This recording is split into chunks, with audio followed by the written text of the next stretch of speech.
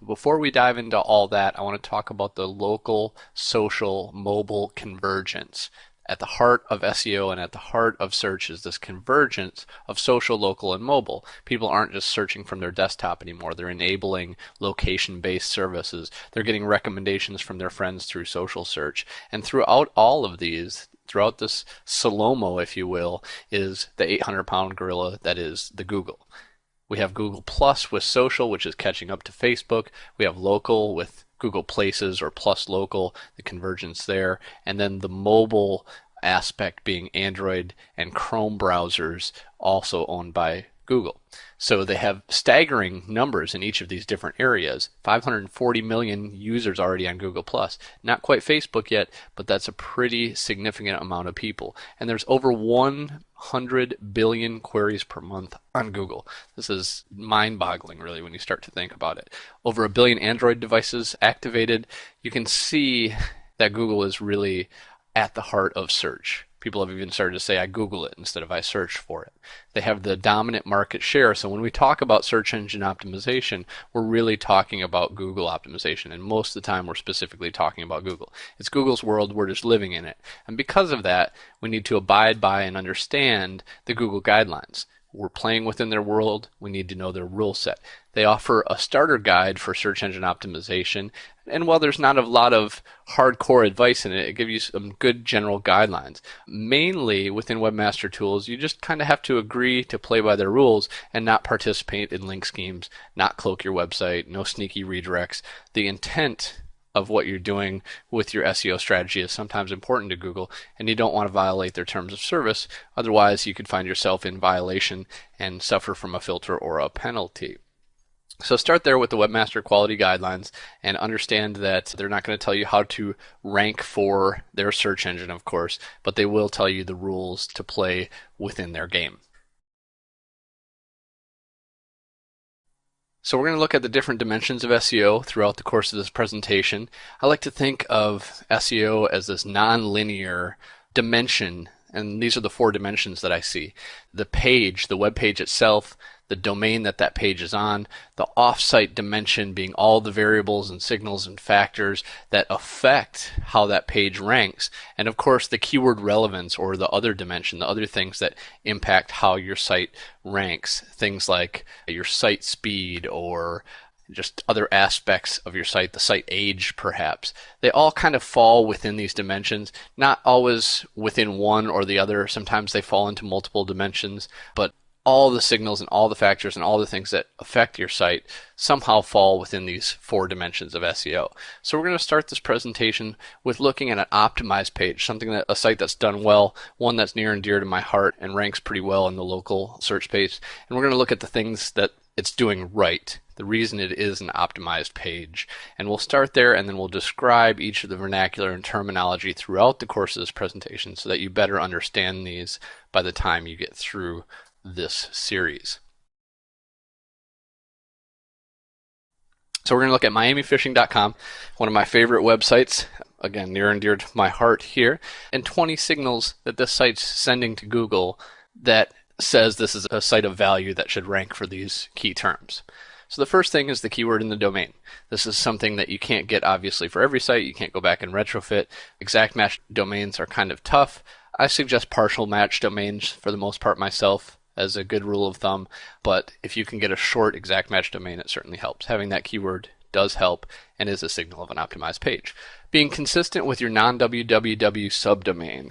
So in this case, we went with non-www. If you use www, make sure that you're just being consistent with the way you link within your site and the way you get links from other sites. The keyword in the title. The company name at the end is generally accepted best practice depending on the importance of your branding, which we'll talk about a little bit later. Number 4 is the keyword image in alt text. You see at the top left, in the very top of our code, in the very top of our site, we have an image that says Miami Fishing. That's important. That's what we do. That's our most important term. And we have the alt text that supports that. In the main body area, we have a nice carousel rotating that actually sends users on a nice path throughout our site to show them the boat, to show them who we are, to show them what we catch, etc. And it drives them based on those images to those different areas with a nice defined user path. It also has proper alt text, good calls to action in each of those to drive people to the areas of the website that we've deemed important. Number 6 would be keywords in the heading tag. Well, H1s and their value have been somewhat debated in recent years. It is a good best practice to have those keywords in there to call people's attention, just to have a mention of those keywords within your heading tag. It's essentially a title of the page. It's like the title tag. It should definitely be different, but you should have some variation of your title tag there. You can see we're also linking outbound to our social media profiles, sending a little bit of authority to those, associating those with our website and letting Google know by the signal that that's us as well, that we maintain these social profiles on Facebook, on YouTube, on Yelp, on Twitter, and it helps those pages to get a little bit more link equity from our site and to rank well also. Good authority sites to link out to. So outbound links to your social media profiles. Next, we have the keyword in the body copy. Suggestion of at least 150 to 200 words of content. You always want to have some text content on your page and just write about the topic of the page. It's important to have that body copy in there. The amount is certainly debatable. People sometimes may say 100 or 500 or 200 words. The amount's debatable, but you need some level of body copy, and certainly include those keywords, not stuffing them in there, but just including them a couple times. Number 9 is content assets for universal search. In our case, we have a nice optimized YouTube video that we can also have rank on YouTube, and that will help us as a content asset. People spend a lot of time. It's a 2-minute video, so the time on site is higher when someone watches that video, and they have a good idea of the experience as well. So number 10 is synonymous terms, writing around the type of terms. In our case, it's fishing in Miami, so we say things like anglers and different types of fishing, deep dropping for swordfish and sight fishing for mahi-mahi, and these support the targeted keywords on our main shorter tail phrases being Miami fishing charters.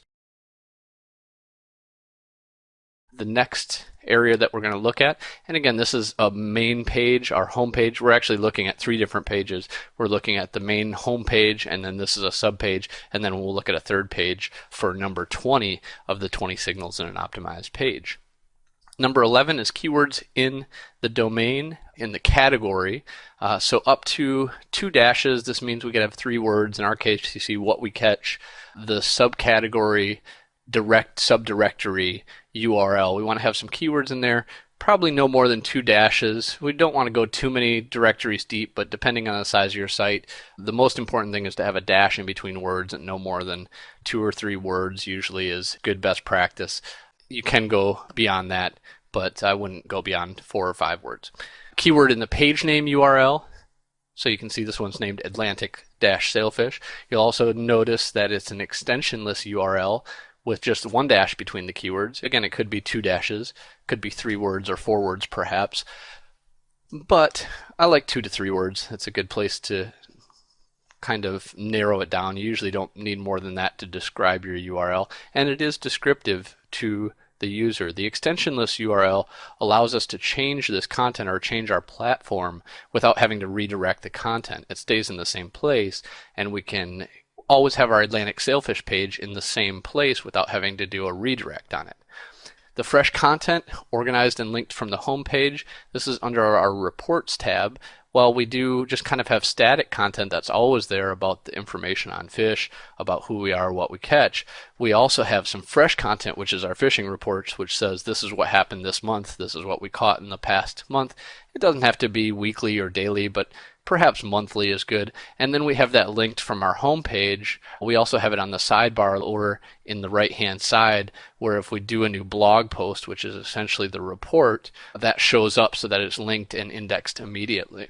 We also have navigation links as text so that Google can read these effectively. You could do this with CSS and make them look a little bit nicer.